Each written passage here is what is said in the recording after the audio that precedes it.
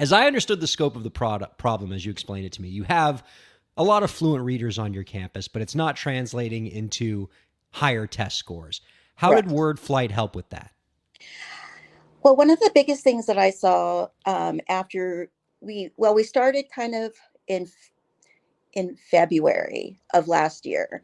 And the things that I saw was that we were definitely missing some foundational skills. And it was very interesting because we didn't have a single fourth grader, um, even though they were fluent readers, you know, they could read anything you put in front of them, right?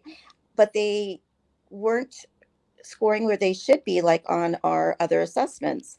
And one of the things that we noticed that when they took the placement test, like the screening test, we didn't have one fourth grader pass.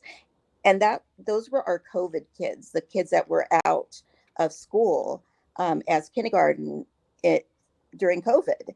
And so it was quite interesting that I was a little shocked that not one of them passed because they're, like I said, they were good readers. Yeah. Um, and so what foundational skills were missed? And so the biggest thing that I saw um, change was that we started seeing gaps. Like, well, what exactly were they missing? And a big thing was syllables, and it's something that you wouldn't think as an important foundational skill, but it actually really is. And that we had a big gap there. A lot of our kids didn't know the different types of syllables or how to break a word apart, which can also affect like spelling or decoding longer words. So even though they were fluent readers, and and this is typical like across older grades, is they start reading just to themselves. So when they get to longer words that they don't know, they just mumble through them, right? And so you lose that comprehension.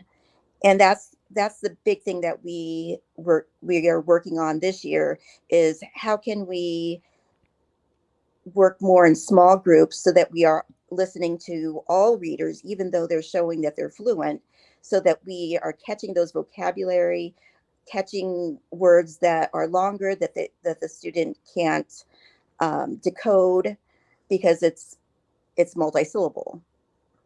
Absolutely. And I think a lot of these programs like WordFlight can be so instrumental in helping identify where the gaps are in ways that you can't just always identify when you're just watching a kid read, because you watch a kid read and it looks like they have the fluency.